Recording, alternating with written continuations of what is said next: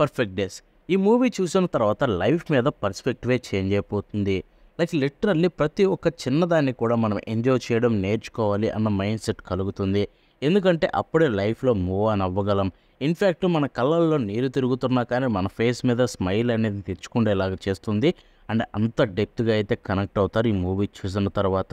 See ఇలాంటి movies మీకు ఎన్నో ఉండుండొచ్చు. బట్ అవన్నీ చూసుకుంటే మోస్ట్ ఆఫ్ ద టైమ్ అటువంటి సీన్స్‌ని బాగా డ్రామాటిక్‌గా చూపించాలని చూస్తారు. బట్ ఈ మూవీ అలా కాదు. సింపుల్‌గా అక్కడ ఒక క్యారెక్టర్ హిరాయమా మెయిన్ క్యారెక్టర్. తన డైలీ లైఫ్‌ని అయితే చూపిచ్చారు. అండ్ దాన్ని కూడా ఎంతో బ్యూటిఫుల్ వేలో ప్రెజెంట్ చేశారు.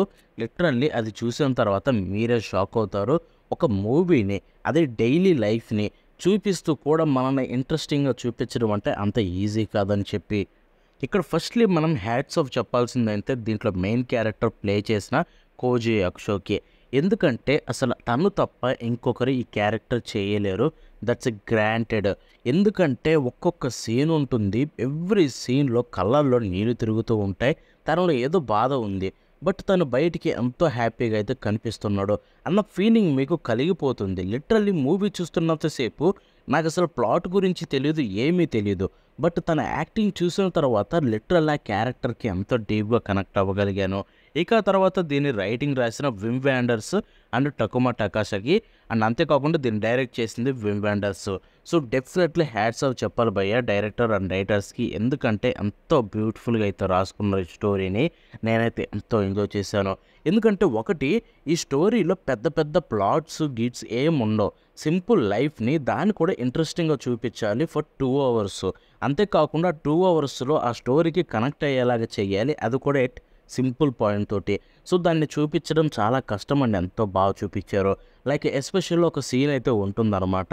అక్కడ మనోడి లైఫ్‌లోకి సడన్‌గా అయితే ఒక పర్సన్ అయితే వస్తుందన్నమాట. తన నీస్ అని చెప్పుకోవచ్చు, కోడల్లాగా.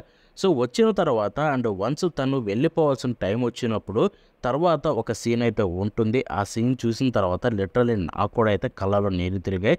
బికాస్ అంత డెప్త్‌గా కనెక్ట్ అవుతారు అక్కడ ఆ సీన్స్‌కి చూసుకుంటే. దీని ప్లాట్ విషయానికి చెప్తే పెద్దగా ఏమీ ఉండదు. హిరాయమా ఒక పబ్లిక్ టాయిలెట్స్ అయితే క్లీన్ చేసే పర్సన్ టోక్యోలో.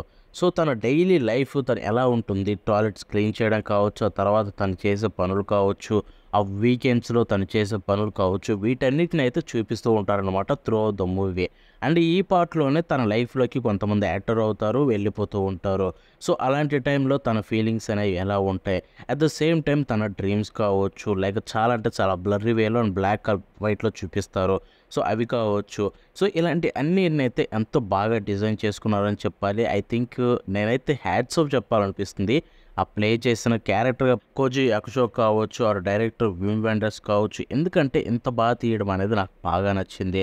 అండ్ ఇంకొక థింగ్ ఏంటంటే director Vim vendors German person అనమాట.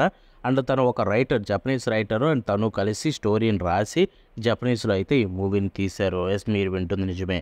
అండ్ అంతేకాకుండా దీని సినిమాటోగ్రఫీ చేసిన ఫ్రాన్స్ లుట్సిక్ కావచ్చు, ఎడిటింగ్ చేసిన టోనీ కావచ్చు. డెఫినెట్లీ ఇంకో గ్రేట్ హ్యాట్స్ ఆఫ్ చెప్పాలి. ఎందుకంటే ఇక్కడ ఎస్పెషల్లీ సినిమాటోగ్రఫీ ఎక్సలెంట్ ఉంది తెలుసా, ఎంతో బాగుంది. అండ్ ఆ ఫార్మాట్ కూడా నాకు చాలా బాగా నచ్చింది.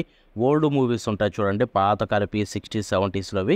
సో ఆ ఫార్మాట్ని అయితే యూజ్ చేశారనమాట. ఎటు మన కలరింగే ఉంటుంది. బట్ ఆ ఫార్మాట్ అండ్ దాన్ని కూడా ఎంతో బాగా నచ్చింది అది చూపించిన విధానం అయితే. సో ఓవరాల్ ఈ మూవీ నాకు ఎంతో గ్రేట్ ఎక్స్పీరియన్స్ అయితే కలిగించింది.